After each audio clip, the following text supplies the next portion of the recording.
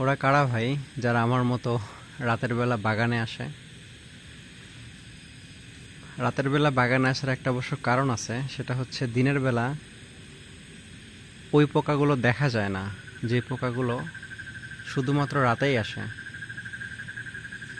আঙ্গুর গাছে আপনারা দেখবেন পাতাগুলো চালনের মতো ঝাঁঝরা করে খেয়ে নেয়। এই পোকাটা মূলত বিটল পোকা, যেটা দিনের বেলা চোখে পড়ে না, তারা আসেই রাতের বেলা। পাতার লক্ষণ দেখে ট্রিটমেন্ট করলে এটা চলে যায়, কিন্তু আপনি পোকাটা দেখতে পাবেন না রাতে না আসলে। আনার গাছে কিছু বড় ধরনের মাজরা পোকা আছে, যেটা ফল ছিদ্রকারী পোকা, যেটা রাতের বেলা এইখানে বসে বসে ফল ছিদ্র করে খায়। এরা দিনের আলোতে আবার লুকিয়ে পড়ে।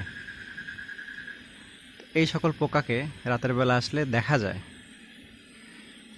ফল ফুল পাতা লক্ষণ দেখে বোঝা যায় যেটা কিসে আক্রমণ করেছে, কিন্তু পোকাটাকে দেখতে চাইলে কিছু কিছু সময় অথবা কিছু কিছু দিন সন্ধ্যার পরে রাতে বাগানে আসলে এই ধরনের পোকাকে দেখা যায়।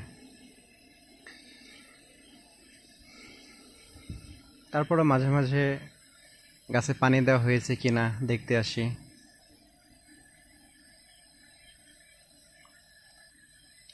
চিলেকোঠার দরজায় তালা দেওয়া হয়েছে কিনা এটা দেখতে আসি।